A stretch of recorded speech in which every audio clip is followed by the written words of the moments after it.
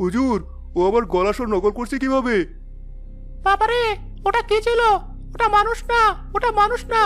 Doctor ভাই, আমাকে বাঁচান, আমার ছোট বাচ্চা আছে। এটা তো মনোভাইয়ের গলা। মৃত্যুর আগে মনোভাই ঠিক এভাবে চিৎকার করেছিল। হুজুর, আমার ছেলের গলার ভিতর থেকে মৃত মানুষের কণ্ঠ কেন?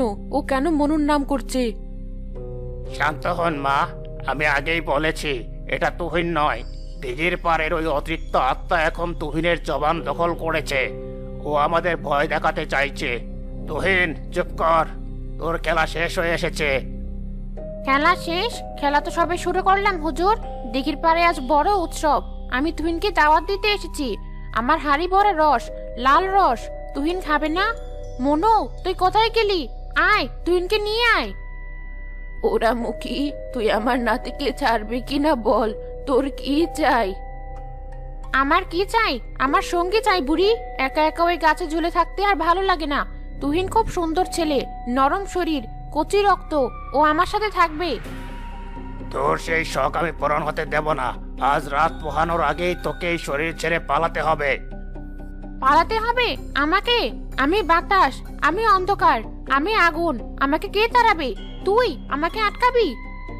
হঠাৎ তুহিন খাটের ওপর এমন ভাবে মোচড় দিল যে খাটের পায়া মচমচ করে উঠল। হুজুর, কাঠ নড়ছে।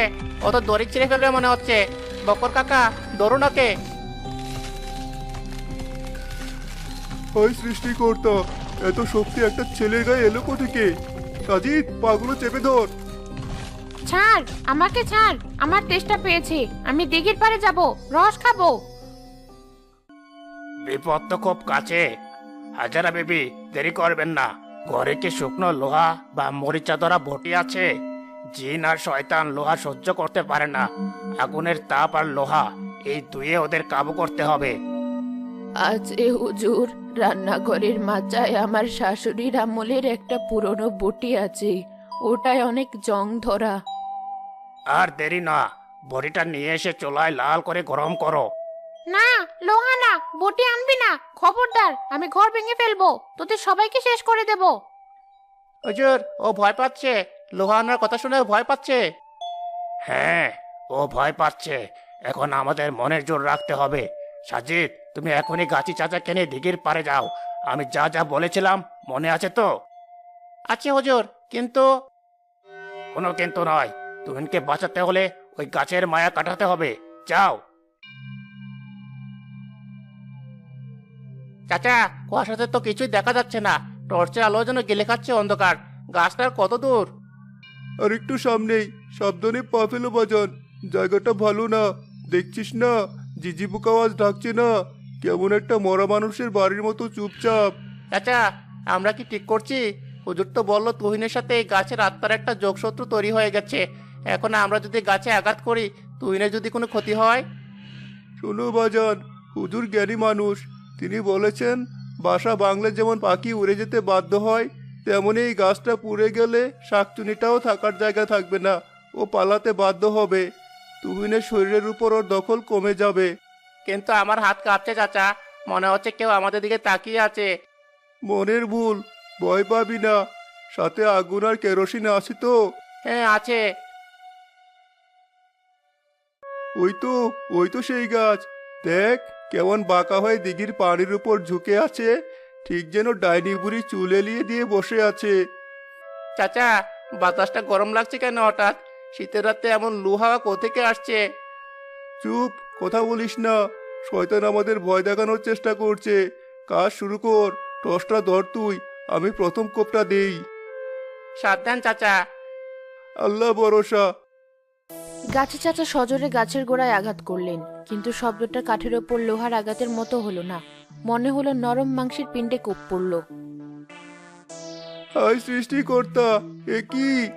চাচা, দেখেন গাছের কাটা জায়গা দিয়ে ওটা কি বের হচ্ছে? গাছের আটা তো সাদা হয় সাজিদ, এ তো আলকাতরার মতো কালো আর রক্তের মতো লাল। ওফ, কি পচা গন্ধ! চাচা, গাছ থেকে রক্ত বের হচ্ছে। এ তো জ্যান্ত গাছ। হুজুর ঠিকই বলেছিল। দেরি করিস না সাজিদ, এটা সাধারণ গাছ না। কেরোসিন ঢাল, জলদি কেরোসিন ঢাল।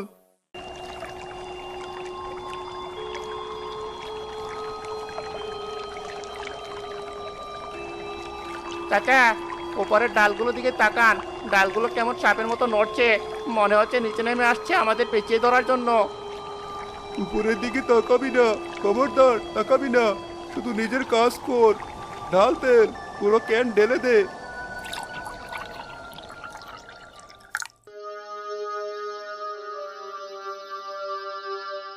মা, ও মা, তুমি দেখছো না ওরা আমাকে মারছে? ওরা আমার পায়ে কুড়াল মারছে মা, আমার পা কেটে গেল। হুজুর, তুহিন কষ্ট পাচ্ছে, ও বলছে ওর পা কেটে যাচ্ছে। আপনারা থামতে বলুন সাজিদকে, আমার ছেলেকে আমি এভাবে কষ্ট দিতে পারবো না। খবরদার মা, একদম কাছে যাবেন না। ওটা মায়া কান্না, ওটা শাকচুন্নির চাল। ও আপনার মমতা দিয়ে আপনাকে দুর্বল করতে চাইছে। ওই দেখুন, তুহিনের গায়ে কোনো কাটা দাগ নেই, সব ওর ভান। ওরিয়ম, তুই সর, শয়তানের কথায় কান দিস না। যদি না গরম পটিটা হয়েছে। হয়েছে খালাম্মা, একদম লাল হয়ে গেছে। বক্কর, সাবধানে ধরো, তুহিনের পায়ের তলায় ধরো, কিন্তু ছেঁকা দিও না, শুধু তাপটা লাগাও। লোহার আগুনের তাপও সহ্য করতে পারবে না।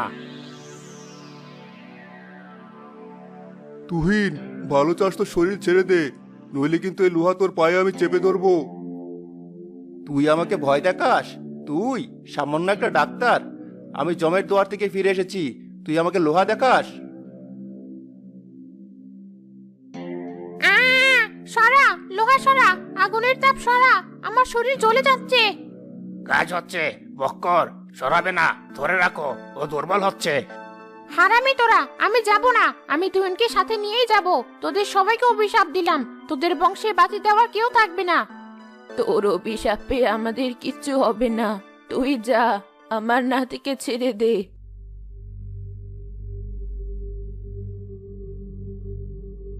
চাচা, তেল ঢেলে দিয়েছি, কিন্তু দিয়াশালায় তো জ্বলছে না, বাতাস সব নিভিয়ে দিচ্ছে। আগুন জ্বালালে তোদের পুড়িয়ে মারবো। পালা এখান থেকে, তোদের ঘাড়ের রক ছিঁড়ে ফেলবো আমি। আমার রসে ভাগ বসাতে এসেছিস? চাচা, কেউ কথা বলছে, গাছের উপর থেকে কেউ কথা বলছে। কানের পর্দা বন্ধ কর সাজিদ, ওসবে কান দিস না, ওটা শয়তানের আওয়াজ। সৃষ্টিকর্তার নাম দিয়ে আগুন দে, মনে জোর রাখ, তুই তোর বন্ধুর জন্য এসেছিস, তুই ভয় পেলে তুহিন মরে যাবে। না, তুহিনকে আমি মরতে দেব না। তুই আমার বন্ধুকে কষ্ট দিয়েছিস, আজ তোকে শেষ করবই।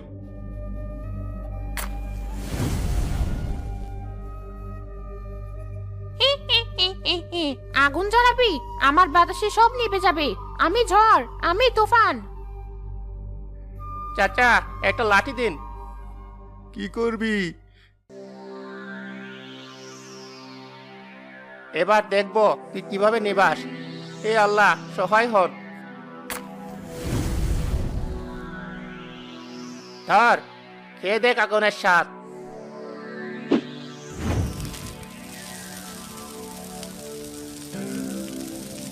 চলেছে চাচা, আগুন জ্বরেছে।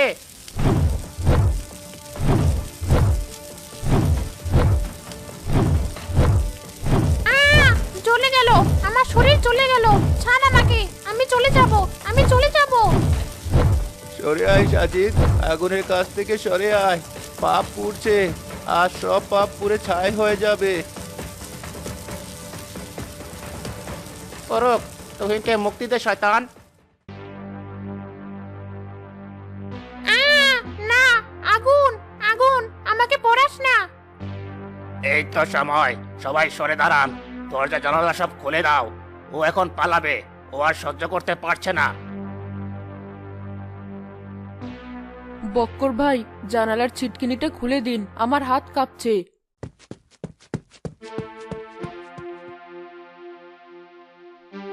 যা, বেরিয়ে যা, আর আসবি না।